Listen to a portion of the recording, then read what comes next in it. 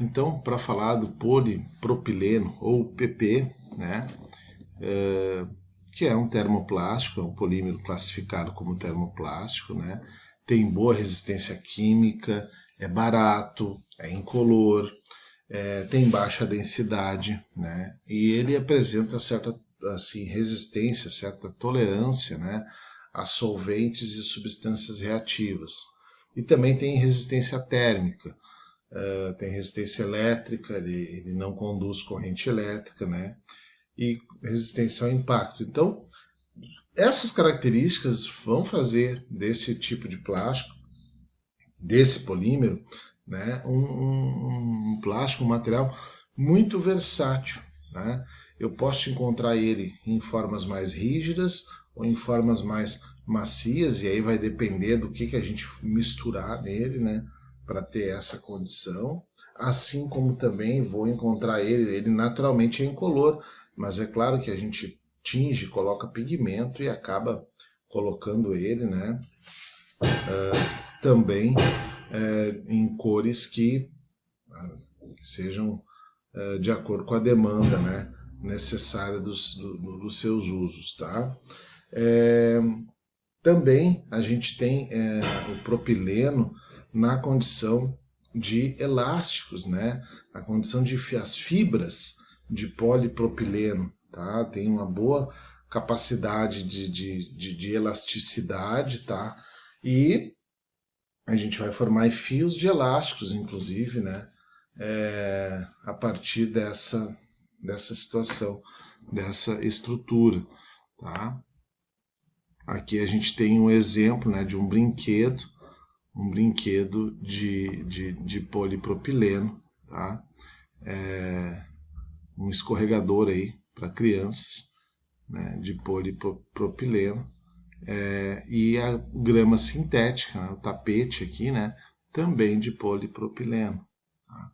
Interessante chamar a atenção aqui nessa imagem que nós temos tanto o escorregador quanto a grama sintética ali, né, de polipropileno.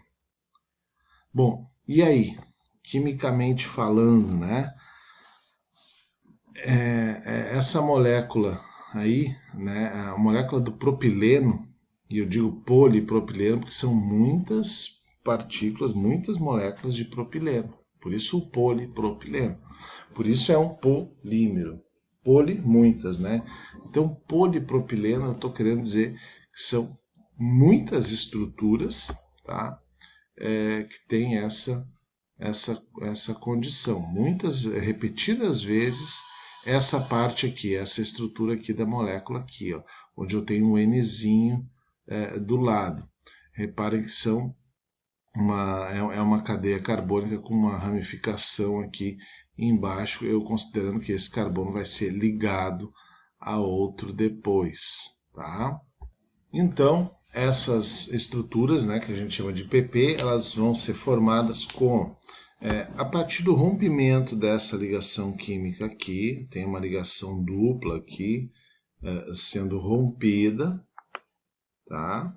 Esse rompimento dessa ligação dupla aqui vai fazer com que essa molécula aqui fique com uma ligação simples, né? E possibilite a esses dois carbonos envolvidos nesse rompimento que façam ligações com outros carbonos. Por isso, esse Nzinho aqui do lado, ele vai indicar que eu tenho repetidas, N vezes repetidas aqui essa estrutura, tá? Então, quando eu falo de polimerização do propileno, polimerização, estou querendo dizer reação química que forma polímeros, tá? Vai acontecer dessa maneira aí, dessa forma.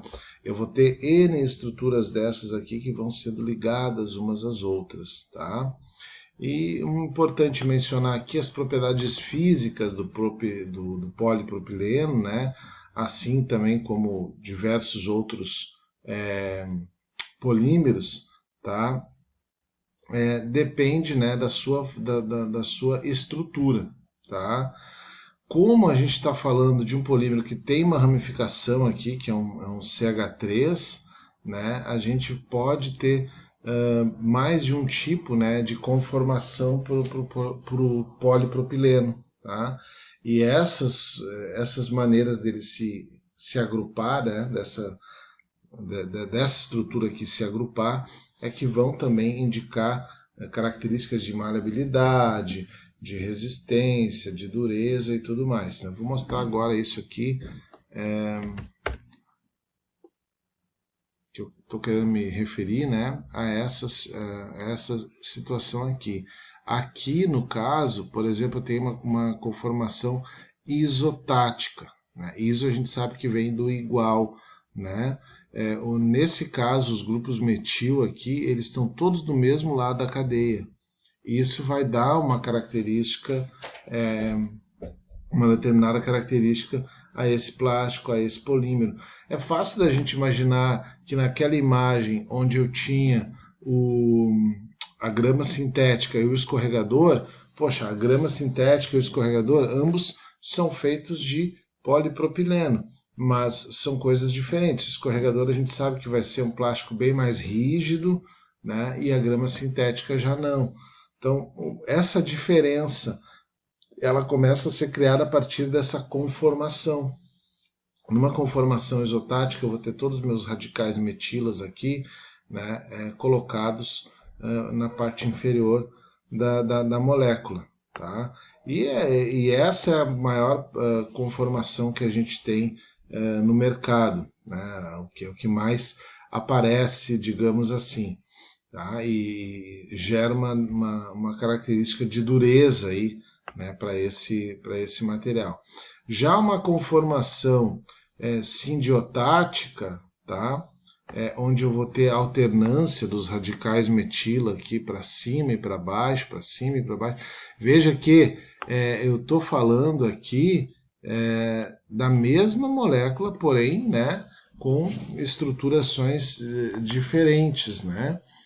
E aqui eu estou chamando isso de sindiotática, né, porque eles estão ligados em lados opostos da molécula, né?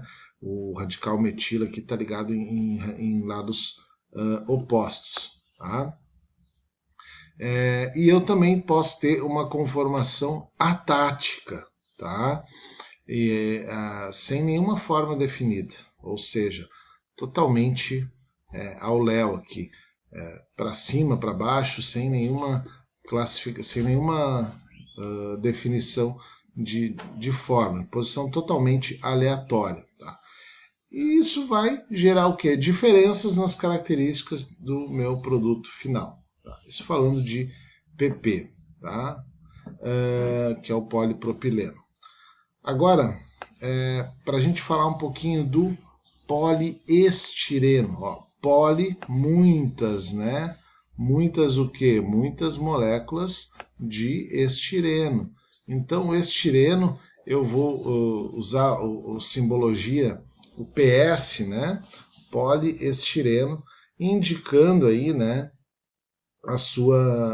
Mais um polímero, que também não é nada novo para a gente, já começa lá no século passado, ainda é extremamente utilizado, muito versátil, né? A gente sabe que é uma resina que dá para fazer copo descartável, pote, aqueles potinhos de sorvete, né? A embalagem de materiais de música, enfim, a aplicabilidade desses produtos aí é imensa. Nós temos muitos tipos, né, de plásticos realmente no mercado. Então, o poliestireno também na indústria, na construção civil, né, sendo utilizado como isolante térmico. Tá? Aqui a pessoa ali, o trabalhador, colocando uma placa, né, de poliestireno com esse objetivo. Né? Então, assim, a gente sabe, né, que se aquecer, tá, esse material, tá, a gente vai ter o conhecido EPS, que é o poliestireno expandido, ou o famoso isopor. Tá? Então, assim, quando eu estou falando de poliestireno, eu também estou falando de isopor. Tá? E eu aqueço esse material, ele expande, e o isopor, essas moléculas aqui, isso aqui ele está botando isopor, tá? Essas placas aqui são isopor.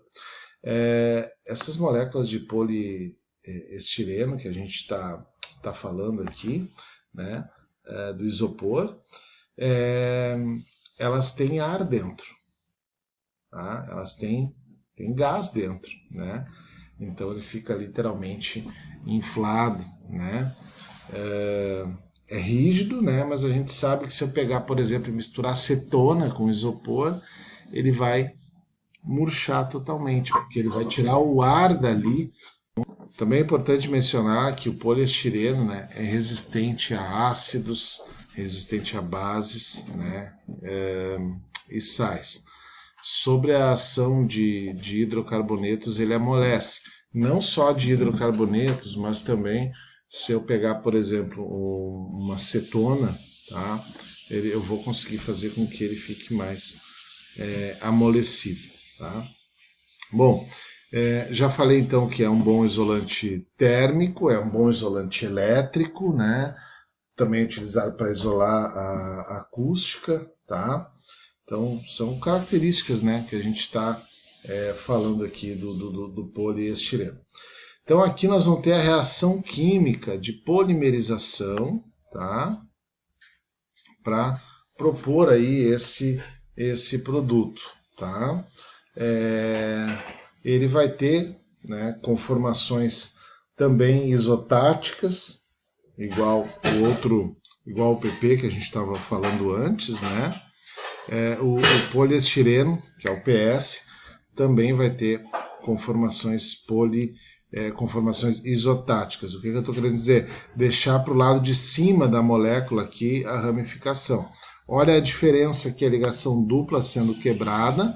A partir da quebra dessa ligação dupla, é possibilitado que esses carbonos aqui liguem-se a outros carbonos. Por isso eu tenho um N aqui do lado, porque essa estrutura vai se repetir N vezes. Tá?